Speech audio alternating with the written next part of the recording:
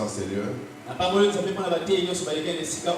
Ils ont tellement dit des choses. À un moment tu te poses la question, est-ce que j'aurais quelque chose aussi à dire? Merci au bien-aimé Trésor, merci au bien-aimé Alphani, merci au secrétaire, merci au cordon. La notion du réveil est une notion très vaste. C'est une notion qui touche la vie spirituelle, mais aussi la vie physique de l'homme vivant sur la terre. Mais dans tous les cas, spirituel ou physique, le réveil reste l'opposé du sommeil. Qui du reste, c'est aussi une notion très vaste, le sommeil. Cependant, bibliquement, la notion du sommeil est souvent associée ou égale à la notion de la mort.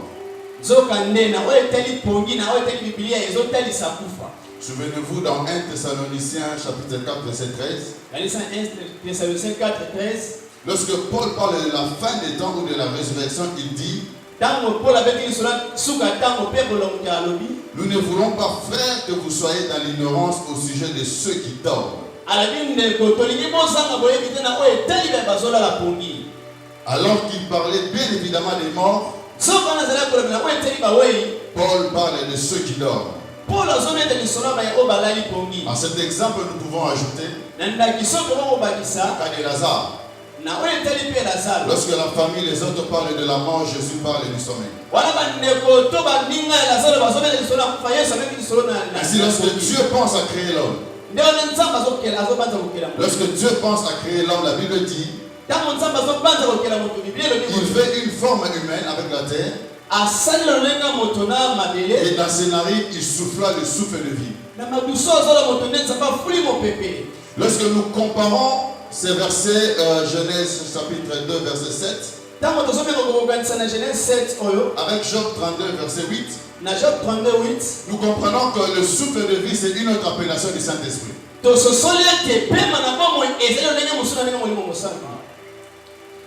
Il souffla dans les narines de l'homme et l'homme devint un être vivant. Si l'homme devint un être vivant après le souffle, non, avant le souffle, il ne l'était pas. S'il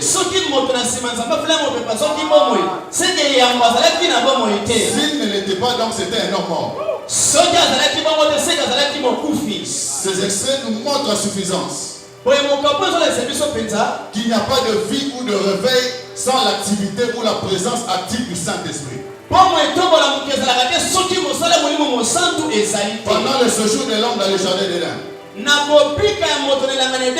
l'homme pêche en désobéissant à la loi de Dieu. Alors qu'à cette loi était attachée une sanction. Dieu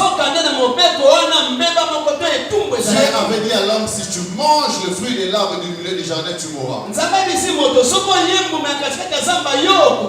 Lorsque l'homme le mange, il meurt spirituellement.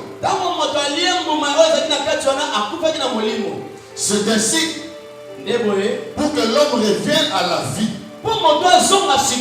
spirituelle en communion avec Dieu, il fallait l'entrée en scène de notre artisan du réveil. Jésus-Christ de Nazareth, qui devait donner sa vie à la croix. De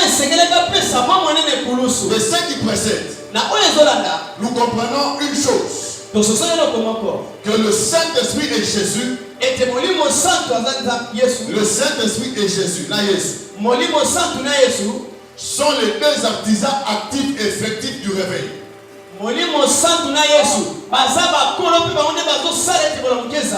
Mais ce matin, nous allons nous efforcer de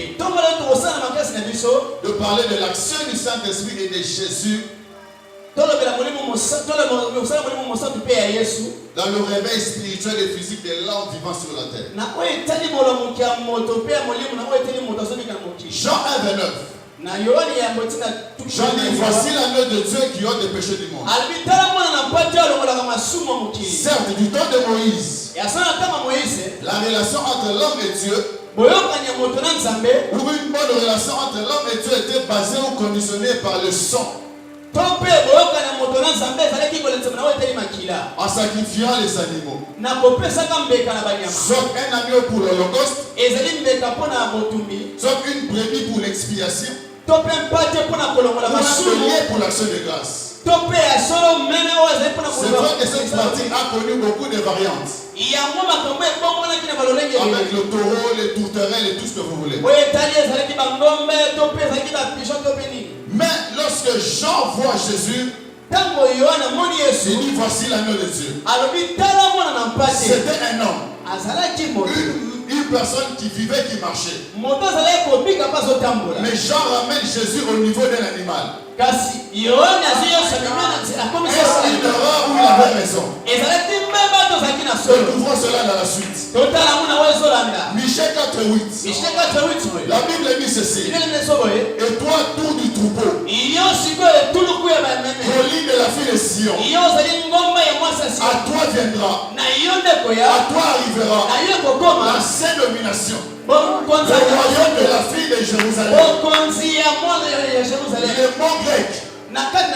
Les mots grecs qui traduisent la tour de troupeau, c'est le mot Migdal Eder. C'est un mot qu'on retrouve clairement dans Genèse 35, verset 21. Avec l'histoire de Rachel. Rachel, lorsqu'elle arrive à Bethléem, elle donne naissance à son dernier fils. Enfantant dans la douleur, Rachel nomme cet enfant Ben-Ouni. Mais lorsque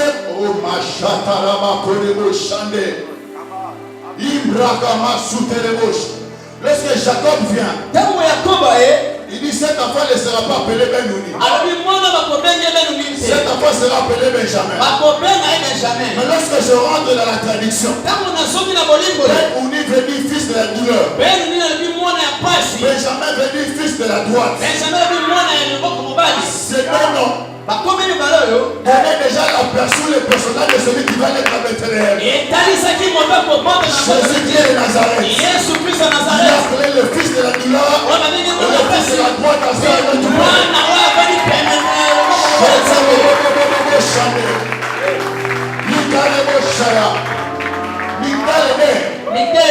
C'était une tour. Une tour de troupeau véritablement construit à pierre. Tous les animaux qu'on devait sacrifier dans le temple venaient de cette tour-là. Dans cette tour, il y avait deux niveaux, deux étages. Au premier étage, il y avait les brebis qui mettaient bas. Et lorsque les brebis mettaient bas, on prenait les petits agneaux, on les maillotait. Après, on l'amenait au deuxième niveau. Là, il y avait un surveillant. Il veillait à ce que les petits agneaux ne soient pas blessés. Les petits agneaux ne soient pas infirmes. Pourquoi? Parce que l'agneau qu'on devait présenter à Dieu au temple devait être sans défaut. Voilà pourquoi, lorsque l'ange apparaît au berger, l'ange dit au berger, le roi d'Israël vient de naître.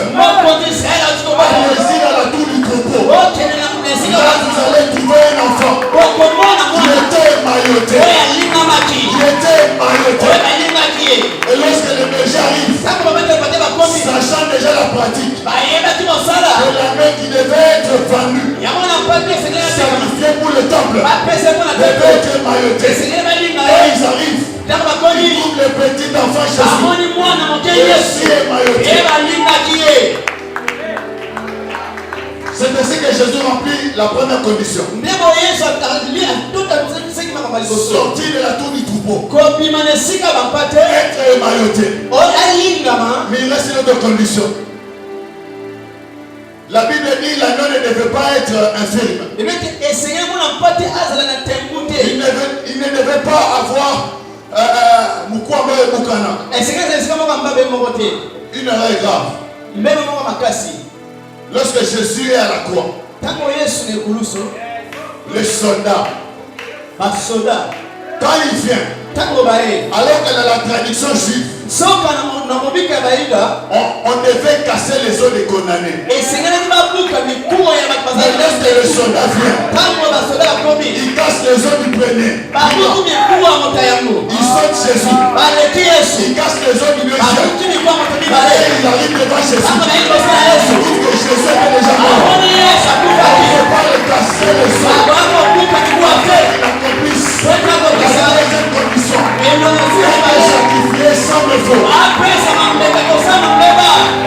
Et lorsque Jean, connaissant l'histoire, lorsqu'il voit Jésus, il dit non, ça c'est l'agneau de Dieu. Parce qu'il a rempli toutes les conditions. Mais écoutez ceci, Jésus à la croix était amené depuis la 3e heure jusqu'à la 9e heure. Bien aimé dans le Seigneur, il y a ce qu'on appelle l'éclipse. Éclipse, c'est quelque chose de quelques minutes. Mais la Bible dit dès la 6e heure jusqu'à la 9e heure, il y avait le ténèbre. Ça n'est pas une éclipse. Écoutez, en matière de réconciliation entre Dieu et l'homme, Jésus n'est pas seulement l'agneau. Il est aussi le souverain sacrificateur. Mais Jésus, comment es-tu devenu souverain sacrificateur? Premier épisode. À la montagne de la transfiguration. Bien aimé dans le Seigneur, il n'y avait qu'une seule personne qui était autorisée. Laquelle a le Saint des Saints. C'était Aaron. C'était le souverain sacrificateur. Il y avait aussi une exception. Moïse aussi a dans le Saint des Saints. Moïse a dans le Saint des Saints. Lorsqu'on pose la question à Jésus concernant la loi et les prophètes, Jésus dit, je ne suis pas venu abolir, mais je suis venu accomplir. Dans la montagne de transfiguration, il a fait appel à Moïse, il a fait appel à Élie. Remettez-moi les choses. Parce que je suis l'accomplissement de la loi. Je suis l'accomplissement des prophéties. Mais cela n'est pas fini. Le souverain sacrificateur a entré une seule fois dans le Saint des Saints. C'était le jour de l'expiation. Je suis dans la joie. Mon Jésus est la victime expiatoire. On commet une erreur. On amène Jésus devant Caïphe. Souverain sacrificateur. Les échanges. Pasteur Samuel. Caïphe passait l'erreur. Il déchire ses habits. Alors qu'en Israël, le souverain sacrificateur, il déchire ses habits. Et son caressant est vu. Il cesse d'être le souverain sacrificateur.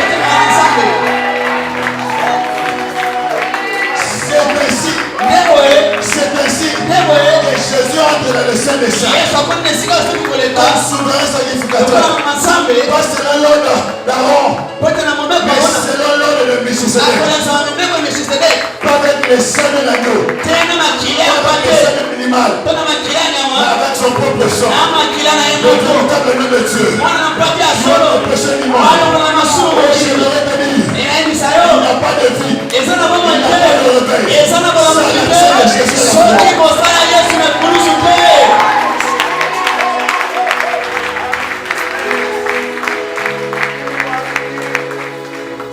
C'est la 9e heure qui rend son esprit. La culture juive, c'était à 12 heures qu'on mangeait. 9e heure, selon notre horloge d'aujourd'hui, c'est 12 heures. Véritable agneau a coufiné à 12 heures afin que le Père puisse véritablement consommer. Est-ce que tu as compris cela? Est-ce que tu as compris? Mais une chose encore, frère. Lorsqu'il fait 9 heures, ce côté l'ennemi, moi, il se met à côté et il est à la gauche. Quand il fait 15h, 16h, moi, il est à côté et il est à droite. Mais quand il est 12h, moi, il est à l'icolo et il est à la macolo. C'est comme pour dire, il fait de tes ennemis te marche.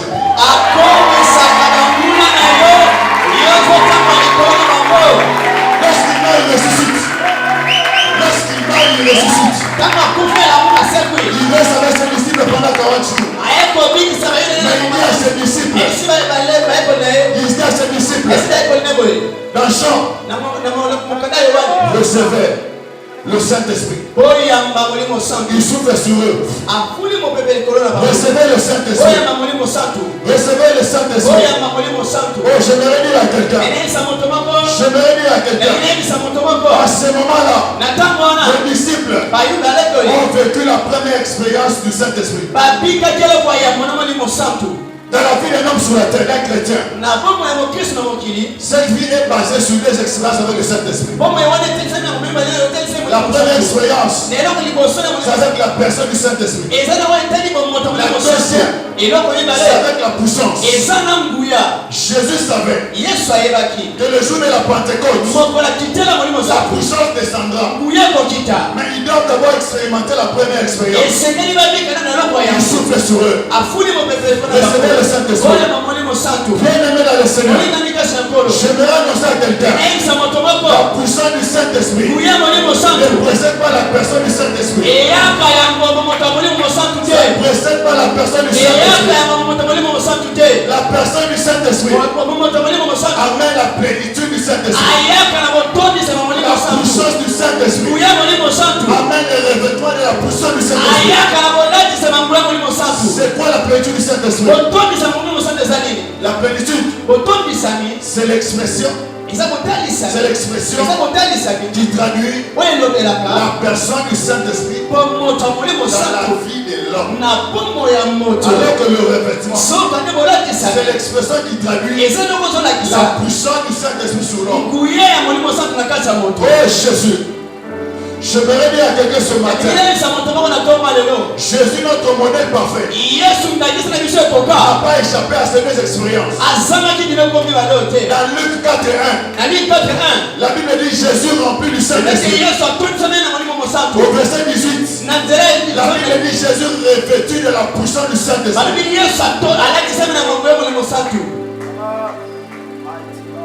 La personne du Saint-Esprit dans l'homme prend le contrôle de la vie de ces derniers, afin que désormais qu'ils n'accomplissent que la sainte volonté de Dieu. Ainsi l'homme habité par la personne du Saint-Esprit devra produire les fruits dignes de la repentance. Le Saint-Esprit en nous depuis les œuvres de la chair, afin de faire vivre l'homme dans la sanctification. La première promesse de Jésus concernant le Saint-Esprit était celle de la personne. Ainsi il est appelé le consolateur, avec comme mission de convaincre l'homme du péché et du jugement. Mais pour être témoin de Jésus, tu as besoin de la puissance et du revêtement. Élisée avait compris cela, qu'il ne pouvait pas remplacer Élie sans avoir l'onction de lui. Et c'est là que commence mon message, que j'intitule Réveiller pour réveiller. Étant citoyen du ciel, notre vie sur la terre doit être une vie de surnaturel. Pour notre naissance, pour devenir citoyen du ciel, c'est la nouvelle naissance est surnaturelle. Et si la naissance de notre géniteur Jésus est surnaturelle, alors la loi de la reproduction doit s'imposer. As-tu déjà vu une chaîne mettre bas tabac? Impossible. Jésus notre géniteur. Jésus notre géniteur. Parce qu'à la croix, la Bible dit ceci. Lorsqu'il arriva, le soldat arriva, il perce Jésus. L'eau et le sang sortent. Cela me rappelle que c'était exactement à la 6e heure, comme le dit la Bible. Cela me rappelle la Genèse. C'était le 6e jour aussi, que Dieu perça les côtés d'Adam afin de faire sortir Ève. 6 heures à la croix.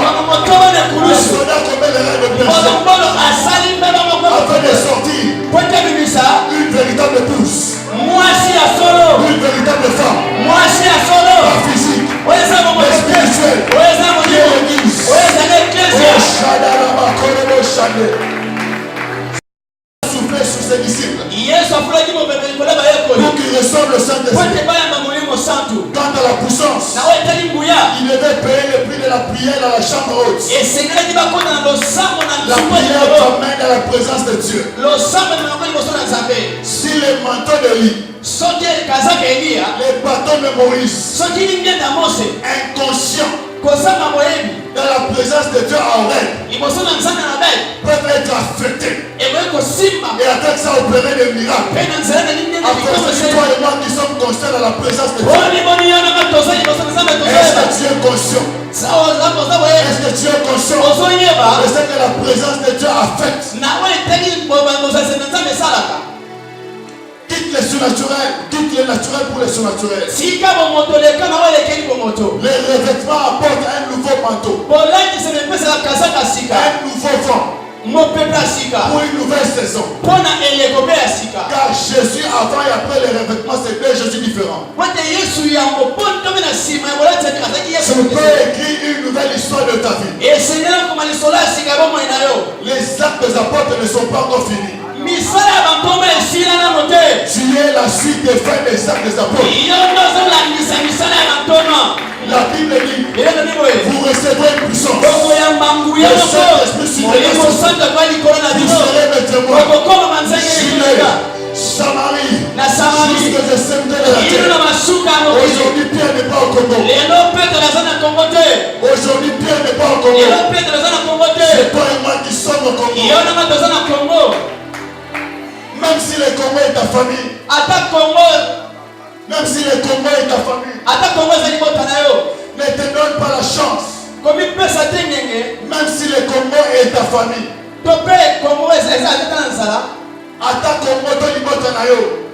Ne te donne pas la faveur. Je voudrais t'annoncer ce matin que le ciel est ouvert et s'est engagé à ta faveur. Car lorsque la parole et l'esprit s'accordent, il se passe toujours quelque chose. L'esprit du Seigneur est sur moi. Il m'envoie pour annoncer une bonne nouvelle aux pauvres. Guérir ceux qui ont le cœur brisé. Pour la main aux captifs la délivrance. Aux aveugles le recouvrement de la vie. Pour renvoyer libre les opprimés. Publier une année de grâce du Seigneur. Un nouveau vent de l'esprit souffle dans cette église et affecte nos vies, afin que nous entrons dans une nouvelle dimension, une nouvelle saison du surnaturel. Comme prophète de l'Éternel, je vais déclarer daté de cette édition les prodiges et les miracles ne seront pas l'exclusivité des voisins. Nous serons les vivres de cette église. Cela deviendra notre vie de tous les jours.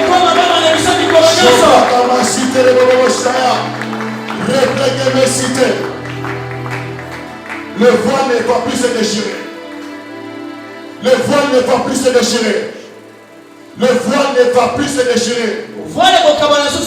Il n'y aura plus de Christ à la croix. Oh, même dans le calendrier humain, chaque jour est un jour nouveau.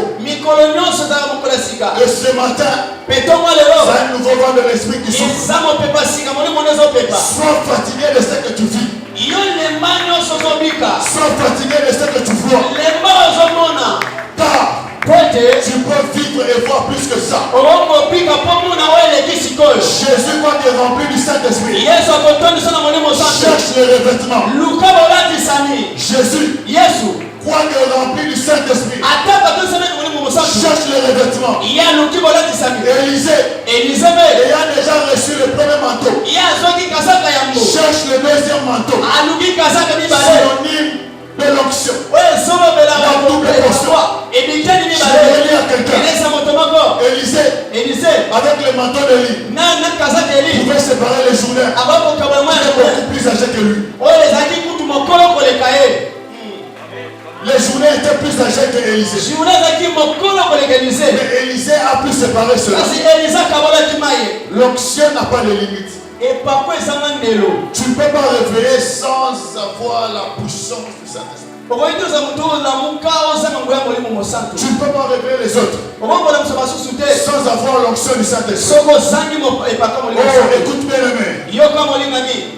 Le ministère d'Élisée a commencé là où le ministère d'Élisée est arrêté. Le premier miracle d'Élisée était le dernier miracle d'Élie. Le dernier miracle d'Élie, c'était séparer les journées. Le premier miracle d'Élisée, c'était séparer les journées.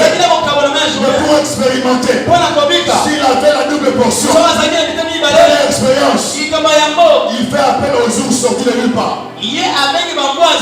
Chose qu'Élie n'avait pas fait. Lisez bien la parole de Dieu. Élisée a opéré 2 fois plus que le miracle d'Élie. Élisée a opéré 14 miracles. Alors qu'Élie en a opéré que 7. C'est ainsi que Jésus dit, celui qui croit en moi, c'est ce que je fais.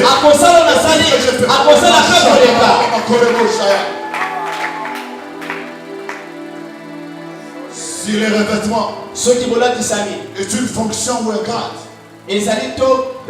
dans l'armée, sache que tu peux franchir un nouveau cap. Ce matin, tu peux passer de lieutenant au capitaine. Du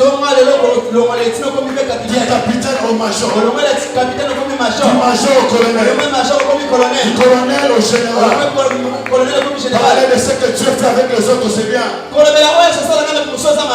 Mais parler de ce que Dieu fait avec toi, c'est mieux. Opérer dans la puissance. Ne pas seulement l'affaire des prédicateurs, mais une affaire de tout chrétien. Tu es le représentant. Le témoin de Jésus sur la terre. Tu peux être avocat. Tu peux être médecin. Tu peux être étudiant. Tu peux être homme et femme d'affaires. Opérer dans la puissance. Opérer dans la puissance. Ce matin. Ce matin. Ce matin. Il souffle sur toi. Il souffle sur toi.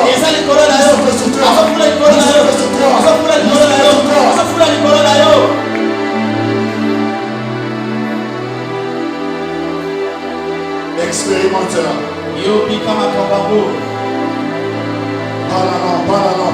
Parle, quelque chose arrive. Parle, monte en esprit. Monte en esprit.